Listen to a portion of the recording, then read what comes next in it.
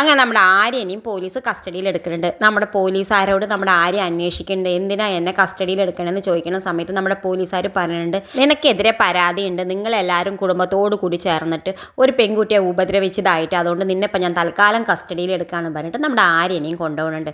എന്തായാലും നമ്മുടെ ആനന്ദ് പോലീസുകാരോട് പറയാൻ ശ്രമിക്കുന്നുണ്ട്. ആ സമയത്ത് നമ്മുടെ പോലീസുകാർ പറയുന്നുണ്ട്, നിങ്ങളെല്ലാവരും കുടുംബത്തോട് കൂടിയിട്ട് ഒരു പെൺകുട്ടിയെ ഉപദ്രവിക്കുമ്പോൾ നിങ്ങളിതൊന്നും ആലോചിച്ചില്ല അല്ലേ, നിങ്ങൾ പിന്നീട് വന്നിട്ട് ഇതിനൊക്കെയുള്ള ദോഷങ്ങൾ നിങ്ങൾ അനുഭവിക്കേണ്ടി വരുന്ന നിങ്ങൾ ആലോചിച്ചില്ല അല്ലേ, അതുകൊണ്ട് ഇപ്പോൾ തൽക്കാലം ഉണ്ടാതെ നിൽക്കാൻ പറയുന്നുണ്ട് നമ്മുടെ ആനന്ദിനോട്. പിന്നെ കാണിക്കണം നമ്മുടെ ആര്യനെ പോലീസുകാർ ഇങ്ങനെ ജീപ്പിൽ കൊണ്ടുപോകുന്ന സമയത്ത് നമ്മുടെ ആകാശ് കാണുന്നുണ്ട്. അപ്പോൾ ആകാശ് ചോദിക്കുന്നുണ്ട്, എന്തിനാണ് അപ്പോൾ നിന്നെ പോലീസുകാർ കൊണ്ടുപോകണമെന്ന് പറയേണ്ട സമയത്ത് നമ്മുടെ ആര്യം പറയുന്നുണ്ട്, ദേവി എടുത്തി നമുക്കെതിരെ കള്ള പരാതി കൊടുത്തിട്ടുണ്ട്, അത് പ്രകാരം നമ്മളെ പോലീസ് കസ്റ്റഡിയിൽ എടുത്തിട്ടാണെന്ന് പറയുന്നുണ്ട്.